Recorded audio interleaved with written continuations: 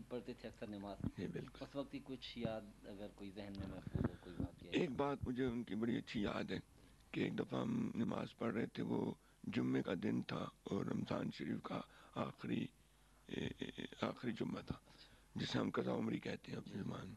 تو اس میں انہوں نے تقریر فرماتے ہیں، ہمیشہ تو تقریر فرما رہے تھے تو انہوں نے ایک بات بڑی مزے کی تھی. میں اکثر کئی جگہ کرتا ہوں، مثال دیا کرتا ہوں ان کی، اس بات کو پیش کرتا ہوں کہ مولانا صاحب نے یہ بات کہی. اس دن بھی میں نے یہ بات تاکال میں ایک دارالعلوم میں تھا، مجھے بلایا تھا، وہاں پہ میں نے ان کی بات کو کوٹ کیا.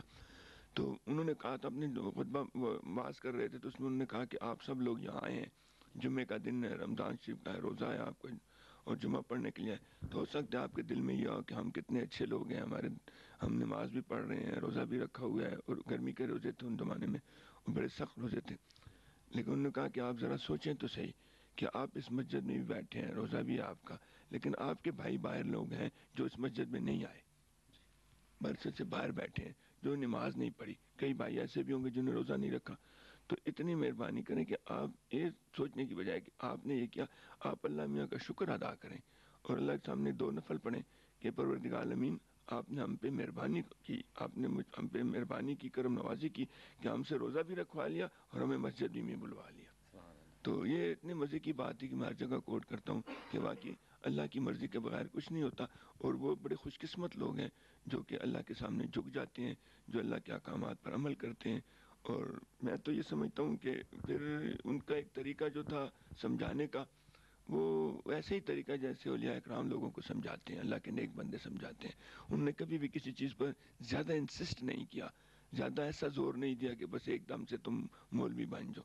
انہوں نے لوگوں کو مسلمان بنایا، مولوی بنانے کی کوشش نہیں کی. انہوں نے کہا مسلمان بن جاؤ، اللہ کے قریب ہو جاؤ، اللہ کو سمجھنے کی کوشش کرو، رسول اکرم صلی اللہ علیہ وسلم سے عشق پیدا کرو. اور میں تو یہ کہتا ہوں کہ 2 چیزیں ہوتی ہیں، لوگ اکثر دیکھتے ہیں. ایک علم ہے، علم تو بہت لوگوں کے پاس ہوتا ہے لیکن عمل بہت کم ہوتا ہے. جی پھر کچھ لوگ ہوتے ہیں جن کا علم بھی ہوتا ہے، عمل بھی ہوتا ہے.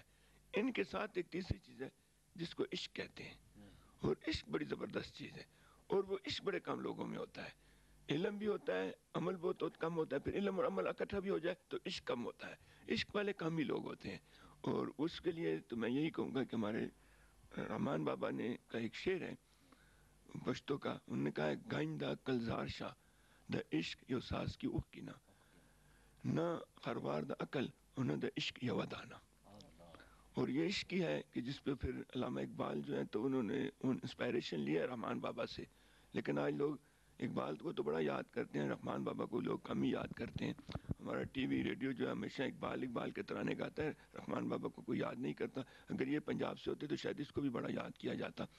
تو رحمان بابا سے وہ انسپائریشن لیا اقبال نے، اور اقبال نے اس کے بعد یہ کہا اس شعر کے یعنی مطابقت کے ساتھ.